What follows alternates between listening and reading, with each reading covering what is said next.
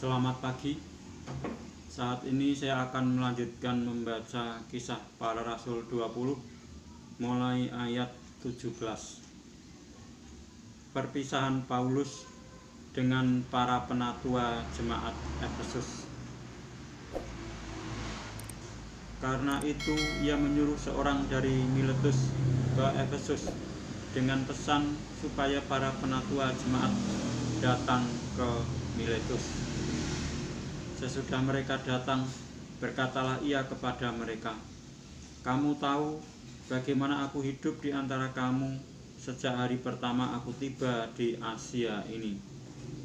Dengan segala rendah hati, aku melayani Tuhan. Dalam pelayanan itu, aku banyak mencucurkan air mata dan banyak mengalami pencobaan dari pihak orang Yahudi yang mau membunuh aku. Sungguh pun demikian, aku tidak pernah melalaikan apa yang berguna bagi kamu. Semua kuberikan." Saya ulangi. "Semua kuberitakan dan kuajarkan kepada kamu, baik di muka umum maupun dalam perkumpulan-perkumpulan di rumah kamu. Aku senantiasa bersaksi kepada orang-orang Yahudi dan orang-orang Yunani, supaya mereka bertobat kepada Allah dan percaya kepada Tuhan kita, Yesus Kristus. Tetapi sekarang, sebagai tawanan roh, aku pergi ke Yerusalem, dan aku tidak tahu apa yang akan terjadi atas diriku di situ, selain daripada yang dinyatakan Roh Kudus dari kota ke kota kepadaku, bahwa penjara dan sengsara menunggu aku. Tetapi aku tidak menghiraukan nyawaku sedikitpun, asal saja aku dapat mencapai garis akhir dan menyelesaikan pelayanan yang ditugaskan oleh Tuhan Yesus kepadaku untuk memberi kesaksian tentang Injil kasih karunia Allah. Dan sekarang aku tahu bahwa kamu tidak akan melihat mukaku lagi, kamu sekalian yang telah kukunjungi untuk memberitakan kerajaan Allah. Sebab itu, pada hari ini aku bersaksi kepadamu bahwa aku bersih, tidak bersalah terhadap siapapun yang akan binasa. Sebab aku tidak lalai memberitakan seluruh maksud Allah kepadamu. Karena itu, jagalah dirimu dan jagalah seluruh kawanan, karena kamulah yang ditetapkan Roh Kudus menjadi penilik untuk menggembalakan jemaat Allah yang diperolehnya dengan darah anaknya sendiri. Aku tahu bahwa sesudah aku pergi, serigala-serigala yang ganas akan masuk ke tengah-tengah kamu dan tidak akan menyayangkan kawanan itu. Bahkan dari antara kamu sendiri akan muncul beberapa orang yang dengan ajaran palsu mereka berusaha menarik murid-murid dari jalan yang benar dan supaya mengikuti mereka. Sebab itu, berjaga-jagalah dan ingatlah bahwa aku 3 tahun lamanya siang malam dengan tiada henti-hentinya menasihati kamu masing-masing dengan mencucurkan air mata. Dan sekarang aku menyerahkan kamu kepada Tuhan dan kepada firman kasih karunia-Nya yang berkuasa membangun kamu dan menganugerahkan kepada kamu bagian yang ditentukan bagi semua orang yang telah dikuduskannya. Perak atau emas atau pakaian tidak pernah aku ingini dari siapapun juga. Kamu sendiri tahu bahwa dengan tanganku sendiri aku telah bekerja untuk memenuhi keperluanku dan keperluan kawan-kawan seperjalananku. Dalam segala sesuatu telah kuberikan contoh kepada kamu bahwa dengan bekerja demikian kita harus membantu orang-orang yang lemah dan harus mengingat perkataan Tuhan Yesus, sebab Ia sendiri telah mengatakan, "Adalah lebih berbahagia memberi daripada menerima."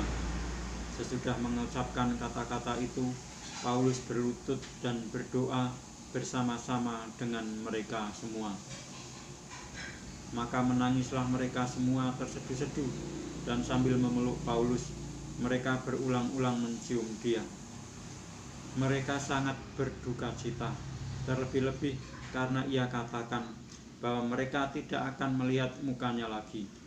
Lalu mereka mengantar dia ke kapal. Saya lanjutkan membaca Kisah Para Rasul yang ke-21. Paulus di Tirus dan di Kaisarea. Sesudah perpisahan yang berat itu, bertolaklah kami dan langsung berlayar menuju Kos. Keesokan harinya sampailah kami di Rodos, dan dari situ kami ke Patara. Di Patara kami mendapat kapal yang hendak menyeberang ke Fenisia. Kami naik kapal itu lalu bertolak. Kemudian tampak Siprus di sebelah kiri, tetapi kami melewatinya dan menuju ke Syria. Akhirnya tibalah kami di Tirus, sebab muatan kapal harus dibongkar di kota itu. Di situ kami mengunjungi murid-murid dan tinggal di situ 7 hari lamanya.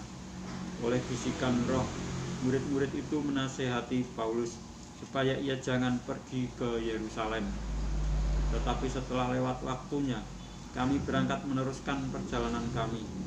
Murid-murid semua dengan istri dan anak-anak mereka mengantar kami sampai keluar kota, dan di tepi pantai kami berlutut dan berdoa.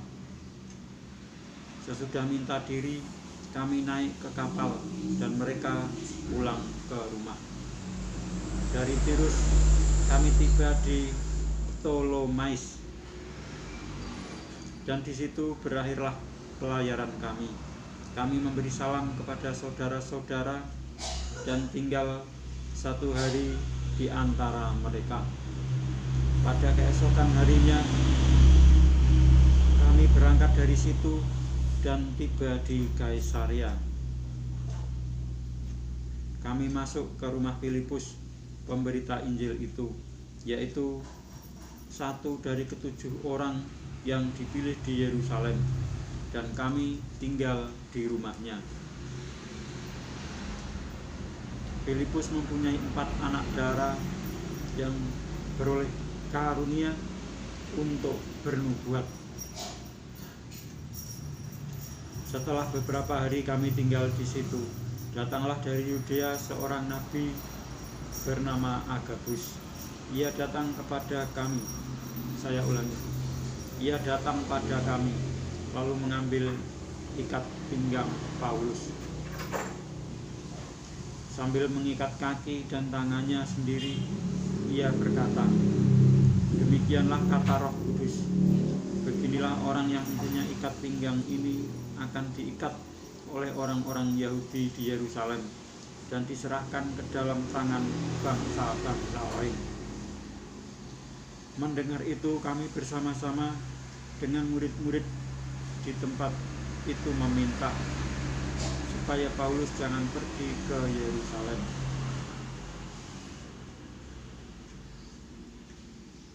Tetapi Paulus menjawab, "Mengapa kamu menangis dan dengan jalan demikian mau menghancurkan hatiku?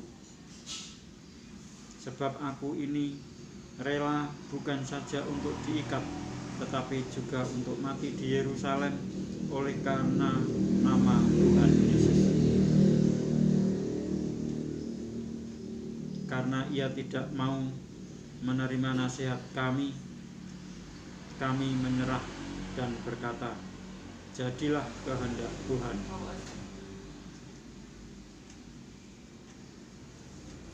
Pertemuan Paulus dengan Yakobus di Yerusalem. Sesudah beberapa hari lamanya tinggal di Kaisarea, berkemaslah kami lalu berangkat ke Yerusalem. Bersama-sama dengan kami turut juga beberapa murid dari Kaisarea. Mereka membawa kami ke rumah seorang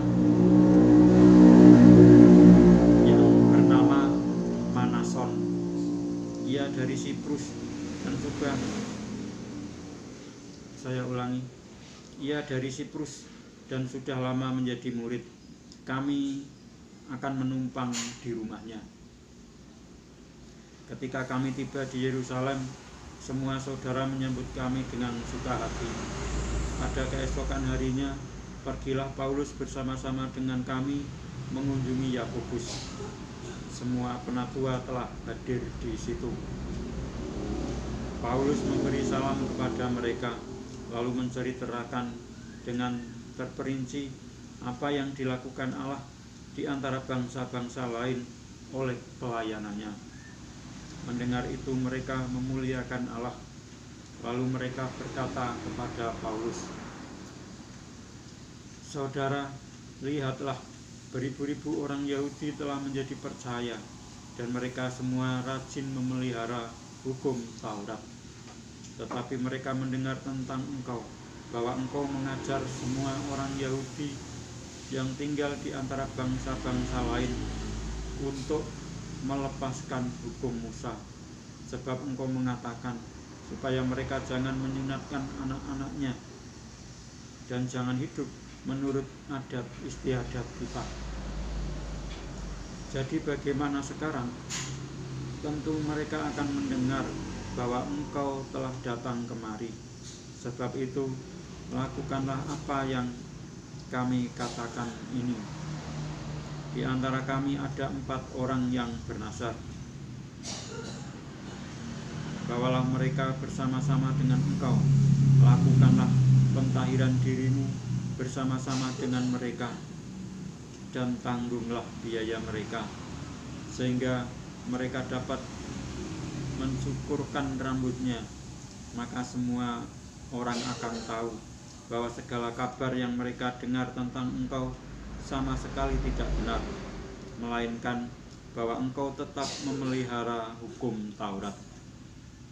Tetapi mengenai bangsa-bangsa lain yang telah menjadi percaya, sudah kami tuliskan keputusan-keputusan kami, yaitu mereka harus menjauhkan diri dari makanan yang dipersembahkan kepada berhala, dari darah, dari daging binatang yang mati dicekik, dan dari percabulan. Pada hari berikutnya, Paulus membawa orang-orang itu serta dengan dia, dan ia mentahirkan diri bersama-sama dengan mereka, lalu masuk ke bait Allah untuk memberitahukan bila mana pentahiran akan selesai dan persembahan akan dipersembahkan untuk mereka masing-masing. Paulus ditangkap.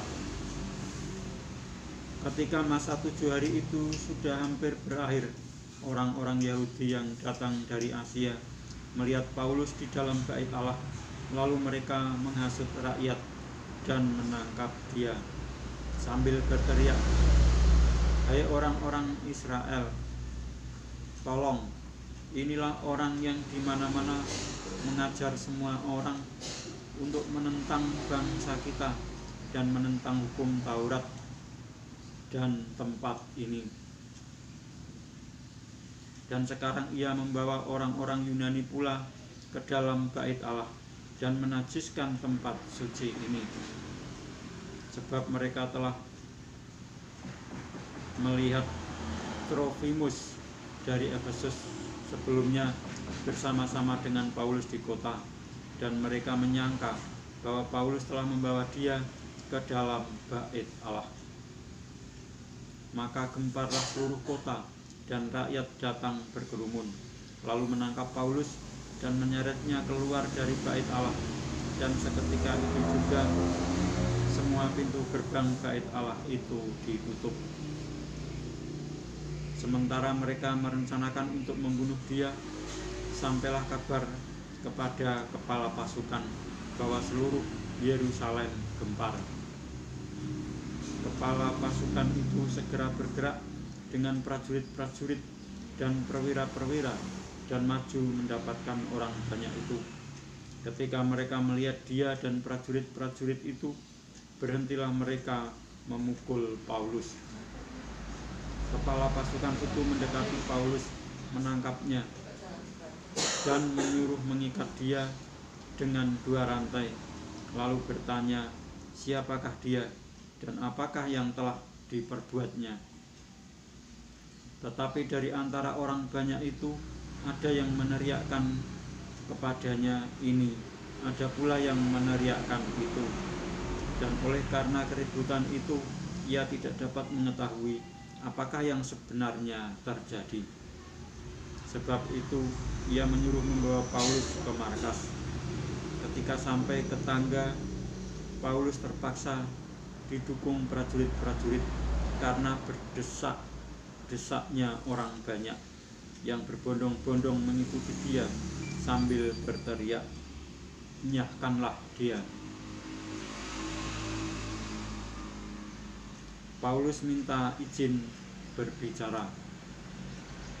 Ketika Paulus hendak dibawa masuk ke markas, ia berkata kepada kepala pasukan itu, "Bolehkah aku mengatakan sesuatu kepadamu?" Jawabnya, "Tahukah engkau bahasa Yunani? Jadi engkau bukan orang Mesir itu yang baru-baru ini menimbulkan pemberontakan dan melarikan 4.000 orang pengacau bersenjata ke padang gurun?" Paulus menjawab, "Aku adalah orang Yahudi dari Tarsus, warga dari kota yang terkenal di Kilikia. Aku minta supaya aku diperbolehkan berbicara kepada orang banyak itu." Sesudah Paulus diperbolehkan oleh kepala pasukan, pergilah ia berdiri di tangga dan memberi isyarat dengan tangannya kepada rakyat itu. Ketika suasana sudah tenang, mulailah ia berbicara kepada mereka dalam bahasa Ibrani. Katanya, demikianlah saya telah membaca kisah para rasul sampai dengan kisah para rasul yang ke-21, dan saya akan melanjutkan membaca kisah para rasul berikutnya, yaitu kisah para rasul 22 tentang Paulus berbicara kepada orang Yahudi pada kesempatan yang akan datang. Sekian, terima kasih.